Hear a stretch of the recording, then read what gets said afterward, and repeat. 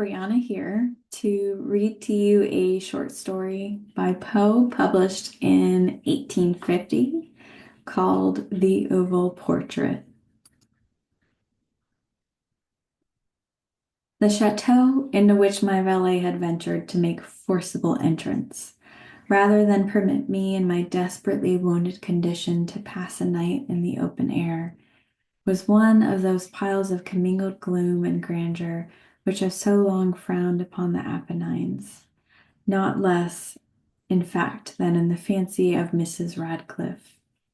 To all appearance, it had been temporarily and very lately abandoned. We established ourselves in one of the smallest and least sumptuously furnished apartments. It lay in a remote turret of the building. Its decorations were rich, yet tattered and antique. Its walls were hung with tapestry and bedecked with manifold and multiform armorial trophies, together with an unusually great number of very spirited modern paintings in frames of rich golden arabesque. In these paintings, which depended from the walls not only in their main surfaces, but in the very many nooks which the bizarre architecture of the chateau rendered necessary. In these paintings, my incipient delirium, perhaps, had caused me to take deep interest, so that I bade Pedro to close the heavy shutters of the room, since it was already night, to the light the tongues of a candelabrum which stood by the head of my bed, and to throw open far and wide the French curtains of black velvet which enveloped the bed itself. I wished all this done that I might resign myself, if not to sleep, at least alternatively to the contemplation of these pictures and the perusal of a small volume which had been found upon the pillow, and which purported to criticize and describe them. Long, long I read, and devoutly I gazed. Rapidly and gloriously the hours flew by, and the deep midnight came.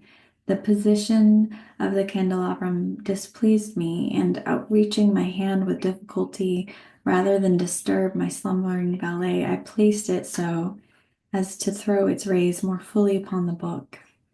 But the action produced an effect altogether unanticipated. The rays of the numerous candles, where there were many, now fell within a niche of the room which had hitherto been thrown into a deep shade by one of the bedposts. I thus saw in a vivid light a picture all unnoticed before. It was the portrait of a young girl, just ripening into womanhood. I glanced at the painting hurriedly and then closed my eyes. Why I did this was not at first apparent even to my own perception, but while my lids remained thus shut, I ran over in my mind my reason for so shutting them. It was an impulsive movement to gain time for thought, to make sure my vision had not deceived me, to calm and subdue my fancy for a more sober and more certain gaze. In a very few moments, I again looked fixedly at the painting. That I now saw aright I could not and would not doubt, for the first flashing of the candles upon that canvas had seemed to dissipate the dreamy stupor which was stealing over my senses, and to startle me once again into waking life. The portrait, I have already said, was that of a young girl. It was a mere head and shoulders, done in what is technically termed a vignette manner, much in the style of the favors of Sully. The arms and the bosom and even the ends of the radiant hair melted imperceptibly into the vague yet deep shadow which formed the background of the whole. The frame was oval, richly gilded and filigreed and moresque. As a thing of art, nothing could be more admirable than the painting itself. But it could not have been either the execution of the work nor the immortal beauty of the countenance, which had so suddenly and so vehemently moved me. Least of all could it have been that my fancy, shaken from its half slumber, had mistaken the head for that of a living person. I saw at once that the peculiarities of the design, of the vignetting, and of the frame must have instantly dispelled such idea, must have prevented even its momentary entertainment. Thinking earnestly upon these points, I remained for an hour perhaps, half sitting, half reclining, with my vision riveted upon the portrait, at length satisfied with the true secret and of its effect, I fell back into the bed. I had found the spell of the picture in an absolute lifelikeness of expression, which at first startling, finally confounded, subdued, and appalled me. With deep and reverent awe, I replaced the candelabrum in its former position. The cause of my deep agitation being thus shut from view, I sought eagerly the volume which discussed the paintings and their histories. Turning to the number which designated the oval portrait, I there read the vague and quaint words which follow.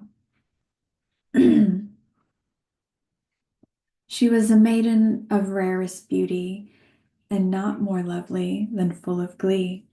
And evil was the hour when she saw and loved and wedded the painter. He, passionate, studious, austere, and having already a bride in his art. She, a maiden of rarest beauty, and not more lovely than full of glee, all light and smiles and frolicsome as the young fawn, loving and cherishing all things, hating only the art which was her rival, dreading only the palette and brushes and other untoward instruments, which deprived her of her countenance of her lover. It was thus a terrible thing for this lady to hear the painter speak of his desire to betray even his young bride. But she was humble and obedient, and sat meekly for many weeks in the dark, high turret chamber, where the light dripped upon the pale canvas only from overhead. But he, the painter, took glory in his work, which went on from hour to hour, and from day to day, and he was passionate and wild and moody, who became lost in his reveries, so that he would not see that the light which fell so ghastly in that lone turret withered the health and the spirits of his bride, who pined visibly to all but him.